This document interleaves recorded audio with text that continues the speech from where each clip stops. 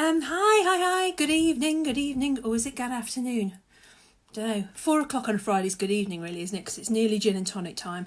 So I'm going to say good evening. And welcome to this somewhat impromptu live, where we're going to talk about Covid-19, coronavirus. If you can bear more news and more information about this stuff. But this is going to be specifically for wedding suppliers, wedding businesses, suppliers, venues, anybody involved in the wedding industry.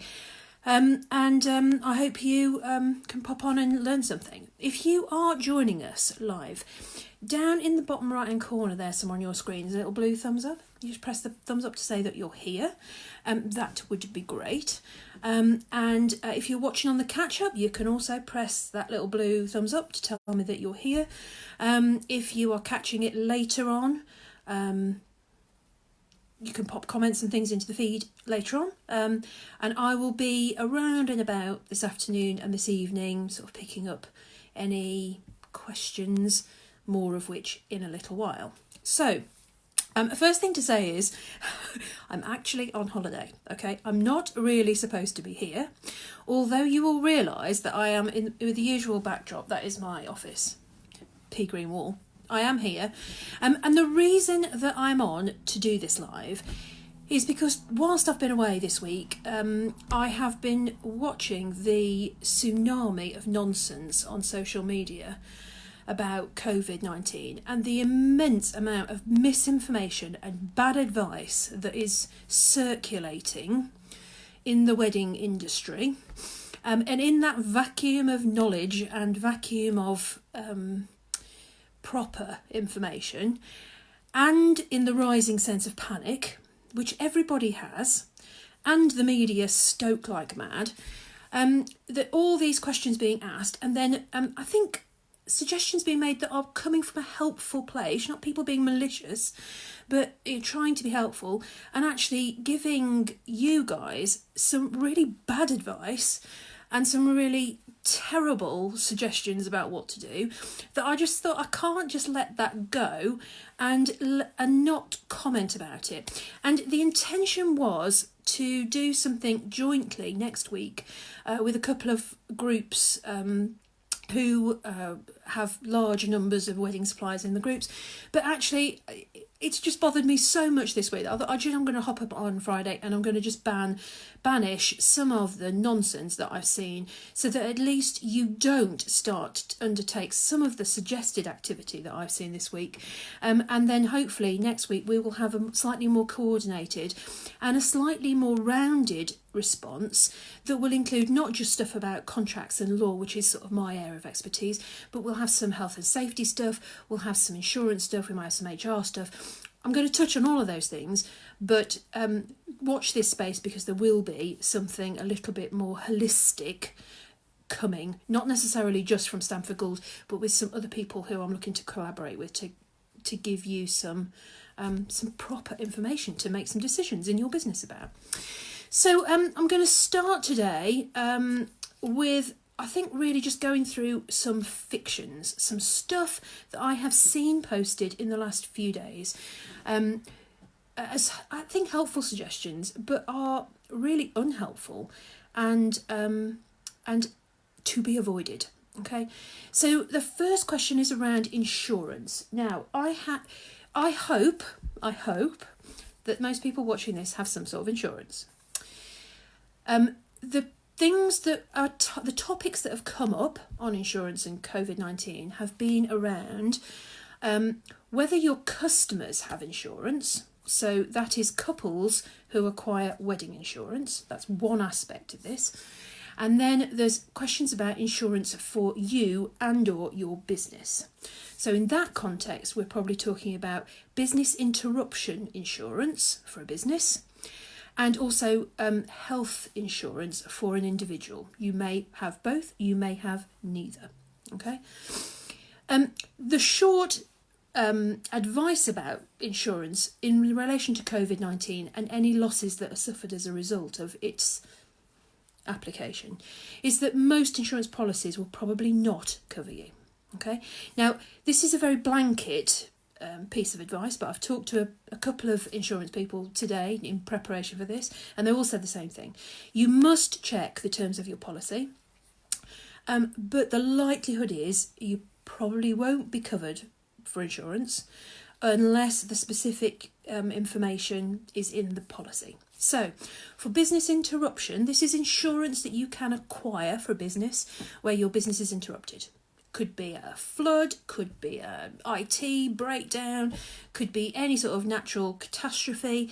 Covid-19 could potentially be something that could cause interruption to your business, but it is unlikely to come within that definition at the moment. Now there are two caveats to that. You may have read in the news this week that Covid-19 is not yet a notifiable disease. The government have not yet categorised it as that. If you live in Scotland, happy days, they have. But if you live here, not yet. So it's not a notifiable disease insofar as an insurance company is concerned, and thus if you've got a policy that covers you in the event of that kicking in and causing you problems, I'm afraid until Boris and his friends in Westminster define it as a notifiable disease, most insurance companies do not count it as that sort of catastrophe that gives rise to the claim.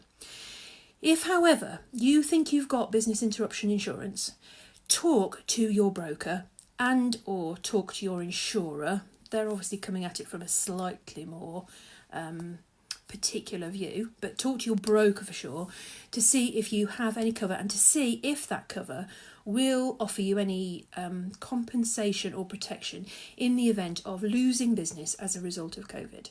If it becomes a notifiable disease, that will make it a little bit easier, but there is a mixed view in the insurance world about whether or not that's going to happen. So business interruption cover might help you, but the chances are it probably won't. So don't look too much to your own insurance cover to help you out here. I also saw someone earlier in the week posting about getting personal health insurance cover for individuals who might actually get COVID-19. And he very gleefully put into the post, I've just acquired this insurance, I recommend everyone to get it.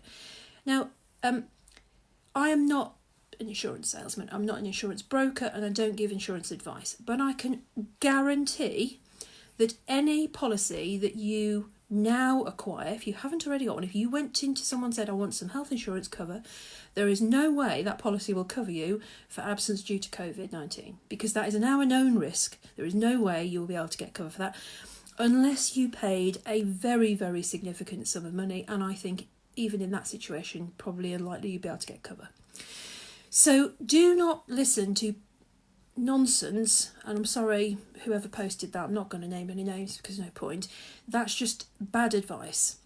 If you have already got personal health cover, you may be covered on that policy if you yourself go down with the coronavirus, okay? But remember that most of these policies require you to be ill or off work, unable to work for a period of time before the payments start to be made. So on the basis of the information we have thus far, that most people will have a period of illness, and then most people, crossing fingers, will be back to full strength at the end of 2 to 3 weeks. Highly unlikely that you've got any sort of cover that pays out to you within that time. Check with your broker, check with your insurer, okay? And then finally, on the question of insurance, going back to your customers' insurance. Now, if you have got customers who have wedding insurance, if the policy is going to cover them, let me start again. Right, they have insurance. If you cancel on them, the theory will go back to your terms and conditions about who is liable to pay what. We'll come on to that in a second, okay? If they cancel, their wedding insurance probably won't cover them. So their wedding insurance is likely to cover a scenario where they are unable to get the services or the goods that they wanted. That in turn is likely only to kick in if the government does bring around rules and laws about restricting gatherings or restricting travel. So if you have a customer who at the moment, let's say, was going to get married in China, where there are travel restrictions in certain locations, their travel insurance would probably, their wedding insurance would probably pay the losses that arise out of cancellation. However, if you have a couple who are getting married in Italy at the moment, there are no travel restrictions to Italy that are imposed by the government, and at the moment, therefore, that insurance almost certainly will not cover them if they decide to cancel, more of which in a moment. Okay. However, if we get to a stage where events are cancelled or travel plans are ruled restricted, or let's hope not, but we get to a point where the government say you can't have more than, 5 people in a room, and I have no idea where that's going to happen, but let's say the events industry has to grind to a halt because we can't put everyone together, then the insurance probably would kick in.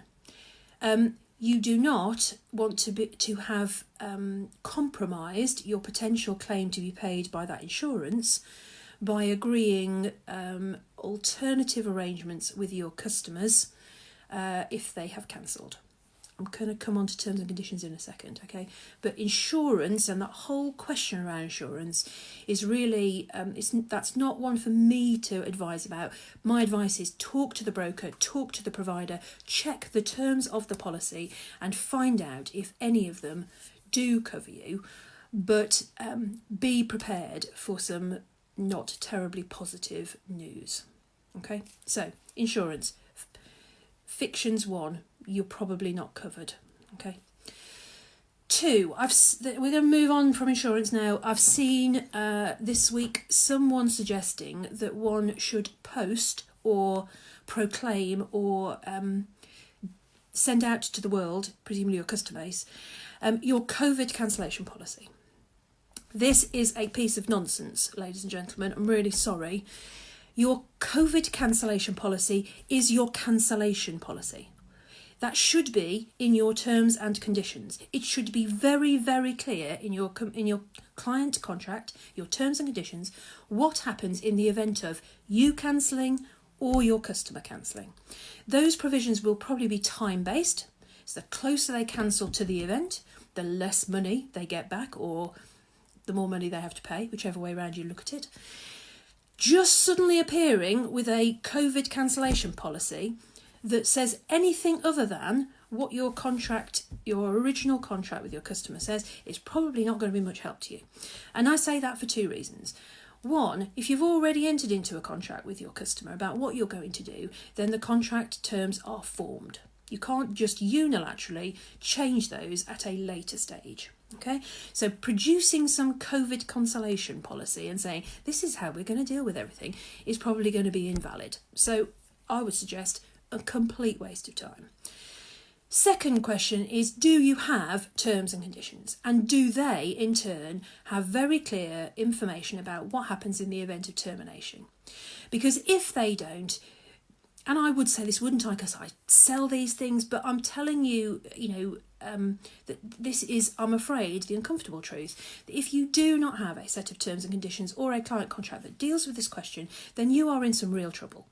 Because if the client cancels, you don't have anything written down that says, in this event, A, B, C, D happens. You get back this money, you don't get back this money, you still owe us this money. Whatever those terms are, if it's written down in your terms, that is your COVID cancellation policy. You do not need something else.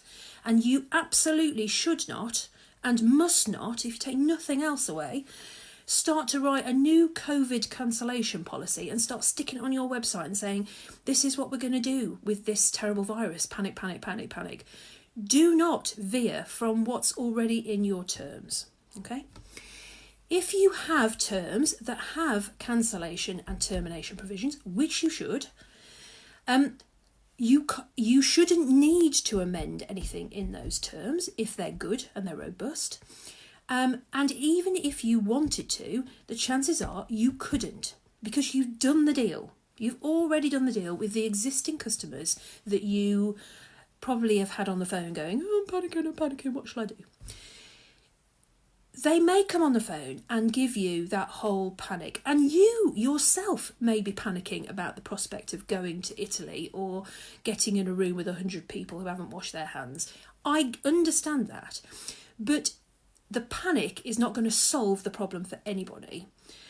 You need to go back to the first principles, look at what you agreed with your customer at the start, and what did that entail about cancellation or termination. Because at the moment, this is all about the choices that you or your customer are making about progressing with this contract. We are not in force majeure scenario, okay? So I've seen a lot of chat about force majeure. This epidemic, pandemic, global phenomenon, call it what you like, of course it could become a force majeure, okay? It is not currently. If we are all confined to no travel, no association, no meeting together, no doing normal activity of life at all, then potentially it could come under force majeure. I'm going to talk about that a little bit more in a minute. But at the moment, any questions from you or your customers about termination or cancellation due to Covid-19 is just a straight cancellation question. And that is dictated and determined by the contract that you agree at the start. And if you are on the ball and you've listened to anything that I, or indeed many number of people, may have said to you about how to run your business properly, you will have that in writing, and you will have those terms to say to your customer, look, I totally get your panic and I do have sympathy with your position, but this is the contractual position that we agreed, and this is what has to happen. Now, I suggest there are two reasons why you'd stick with that, okay? One is if you start veering off that for certain customers, you will get yourself into a mess because you will set a precedent that you've veered off from your proper contract for, and then just as you lot all talk to one another, these brides and grooms talk to one another as well. And somewhere down the line, someone will say, well, I heard you gave so-and-so a discount, or I heard you gave so-and-so the money back, and you'll end up in a mess. So my advice is be consistent about applying your contract, okay? My second advice is if you really do have someone who cancels and has insurance that will pay out in some way, more of which in a second, you do not want to have compromised the possibility of you getting paid via the insurance because you somehow waived the termination fee or the cancellation fee that applies to your customer. So again, I'm sorry to be beating on about terms and conditions, and I have done in this forum and in many forums for a long time. This is why they are so important, and having them in writing is even more important. So at the moment, that is the basis of whatever deal you may do with your customer. It should be based on what your contract, your terms and conditions say. If we get to a situation where this virus becomes a force majeure, that means that something completely externally from the parties to this contract mean that the contract cannot be provided, the goods and services cannot be delivered. We have an edict from the government that says we cannot have more than 5 people in the room, let's say. In that situation, your contract is what lawyers call frustrated, okay? That doesn't mean it's just seething. It means that something has happened that means neither party can continue with and deliver its obligations under the contract. Covid-19, a complete travel ban, for example, would certainly be a force majeure for anyone organising a destination wedding. I think it's highly unlikely that will happen, but let's say it did. However, when a contract is frustrated, it's the first principle is that the contract, it's as if the contract never existed. Okay, so if they've paid you money up front, part paid a deposit or part paid money towards your services, you the first the starting point of that discussion would be the contract's never existed, I've needed to give that money back. And I anticipate that a lot of wedding suppliers would be panicking about that prospect, having to repay money that they might have received from customers some considerable time before, because the contract was frustrated by force majeure. So actually, you want to steer away from any reference to force majeure or a contract being frustrated and being unable to comply with that contract at the moment. Now, that advice might change. We might have to deal with it, depending on what the government decides to do about this situation. But at the minute, you stay away from any discussion around force majeure or frustration of a contract or inability to deliver a contract. This is just a straight termination or cancellation. Stick to that. For those of you who have had templates or contracts drawn up by me, you may have seen a clause in the contract which talks about force majeure, and it says something along the lines of, we will not be liable for any losses associated from force majeure. That is not the same as what I've just described. Okay, that means if force majeure happens and a party to a contract has additional losses as a result of that, you can't be liable for them if it's in your contract. It does not, however, mean that if you have a force majeure, you don't have to hand back the money that you've already had. So my whole advice around this discussion and the use of this phrase, and it's bandied about again on social media, it's all over the place saying, oh, it's a force majeure, it's a force majeure. Well, it could potentially be, but it isn't yet. And my advice would be avoid using that phraseology, any sort of reference to that, in any discussion with a customer who is trying to extract themselves out of your contract. When contracts are terminated or cancelled, there are different financial outcomes than if a contract is frustrated, and they can be very significant to you as the receiving party of the money. So be very careful. Take advice if you have that sort of thing thrown at you by your customer.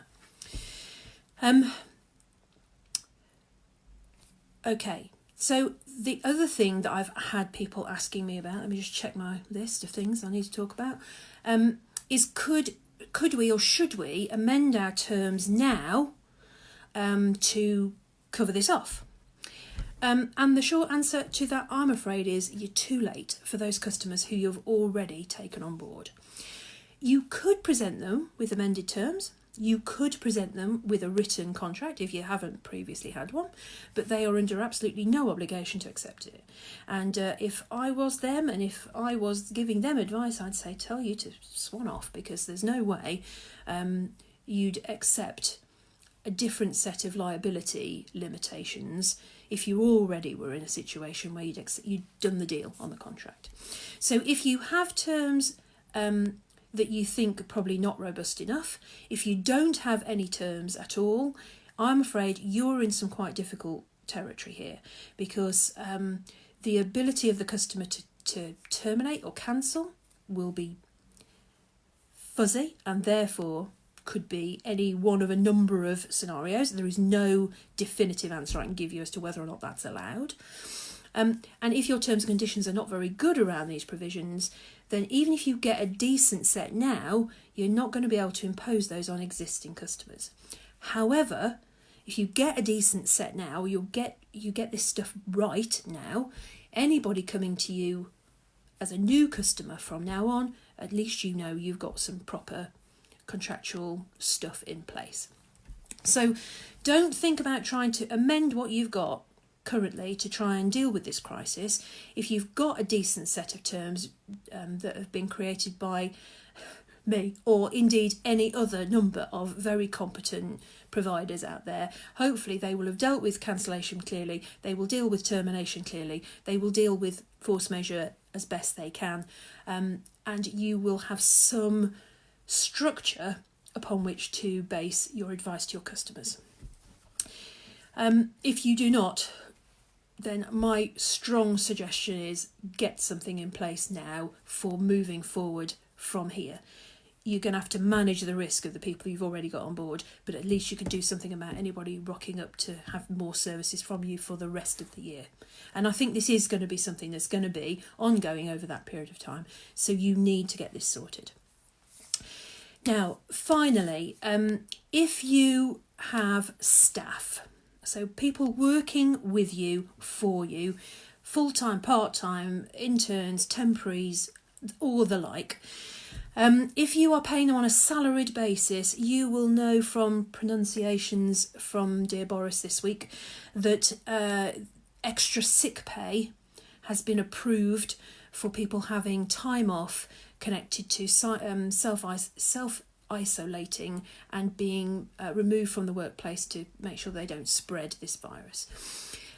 That is a cost that you as the employer will have to find. There are ways in which you can recover some of that through the system, but essentially at the moment I think it's 3 or 4 days they have before they qualify for statutory sick pay. Under these rules are announced this week, they can get statutory sick pay from minute 1, day 1. So that's 3 or 4 extra, I think it's 3 extra days of sick pay that you have to find. Now, again, this is not my area of massive expertise, but I've got people who do have that expertise. So if you have staff and you have questions about how on earth you're going to pay that, fund it is a big problem, because the government have very helpfully just handed that cost to you as the employer. Then please come and get in touch, and I will make sure that I give you the right contact to the right employment or HR person. Or if you have someone who you're already engaged with, blooming get on the phone and check out what you need to do, and to make sure you've told your staff what their rights are and that you're complying with them. Okay. You may have staff who you want to give travel guidance to. Be careful about that. Again, check with your HR provider.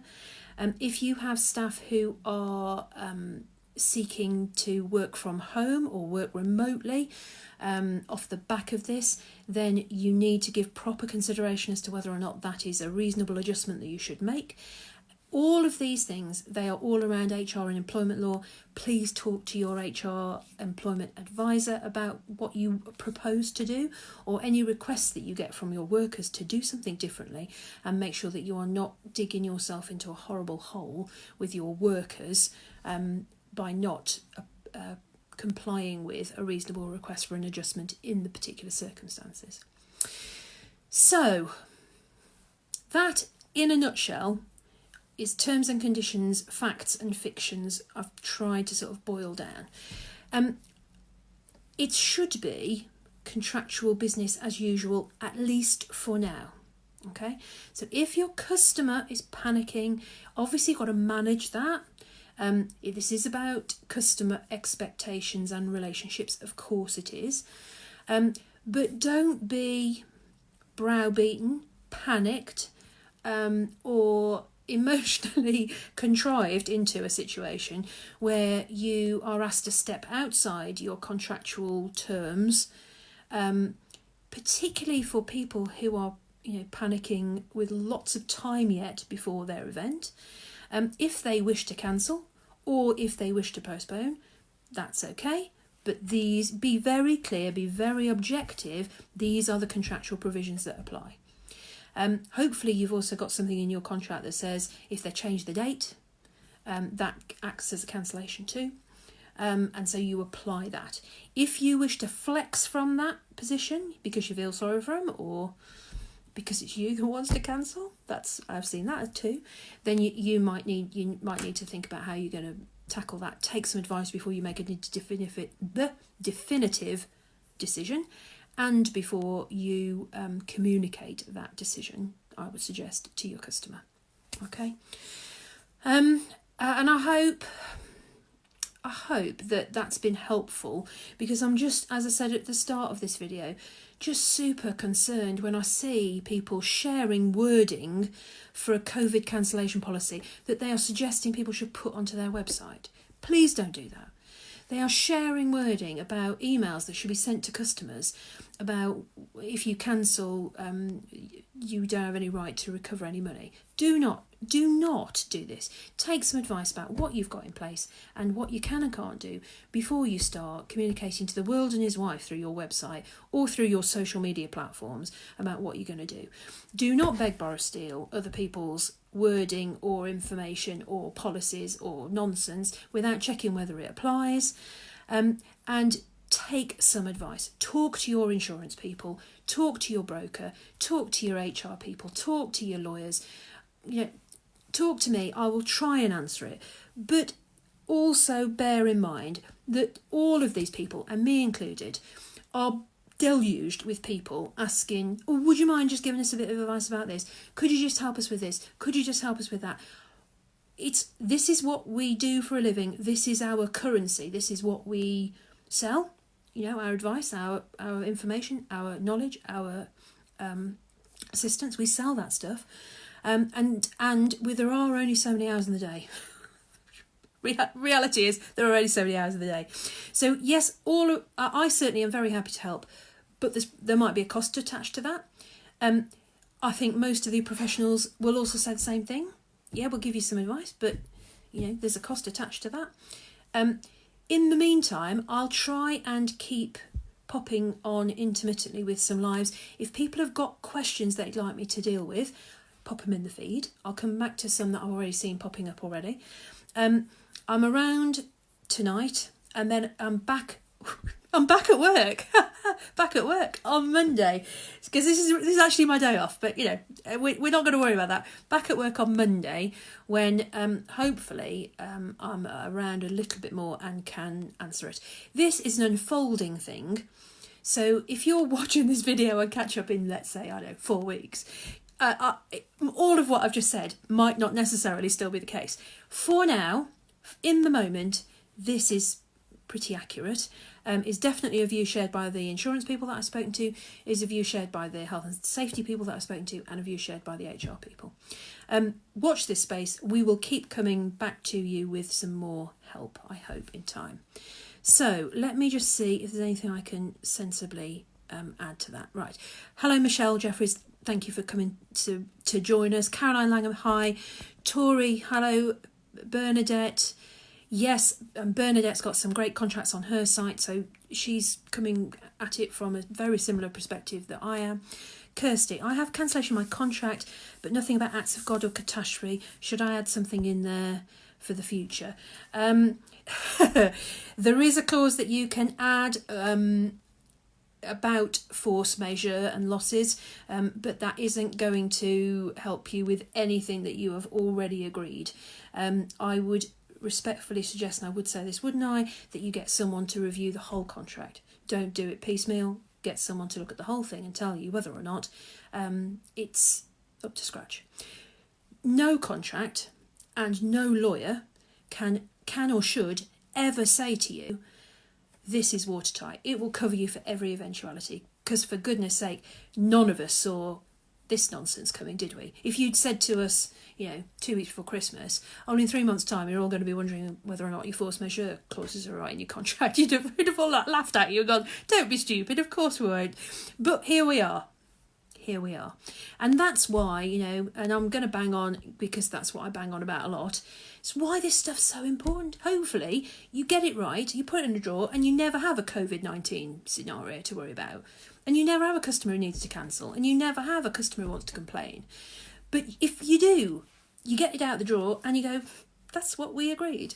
Happy days. You've got some helpful material. You've got some ammunition. It doesn't necessarily mean you'll never have a problem. It doesn't necessarily mean that if you have a problem, the contract will sort it out every time. But at least you've got something. At least you've got something to work with. So please, what we do is important. I know it's boring. I know it's not sexy. I know nobody wants to spend money on it when you can spend it on lovely, sparkly gorgeousness. But oh my goodness me, this stuff's important. Contracts, insurance, health and safety assessments, HR stuff. It's important. I'll keep on saying it. Melanie Egan, thanks for joining us. Sam Desai, hi. Thank you for popping on. I hope you obviously did get my email earlier. Clarice, she's with us. That's great. Katie Slater, in terms of keeping people safe at events, other than checking hygiene, making sure there is ample hand wash. Whoops. Is there anything else you should be thinking about? Well, I think that's a question for your risk assessment, Katie. So if you are running these events, and I think I saw your post earlier on, I think you are an events planner, you should be doing a risk assessment for every event that you do, and that will include all sorts of things like heights and shifting heavy stuff and slipping hazards and tripping hazards and all those things. And one of the things on your risk assessment will be, what's the Covid-19 risk? How do I minimise that risk? You're not being asked to remove the risk. What you're being asked is to take reasonable steps to sensibly manage that risk. So hygiene checking, particularly for catering operations, making sure that they're properly instructing their staff and their workers about what to do and how to keep clean, proper toilet inspections, that sort of thing. My strong advice would be have a chat with the guys at Harrier UK. Helen McCabe, who's a member of my page, and her team at Harrier UK, they are event health and safety managers, specialists, and that's their bag. That's absolutely their bag.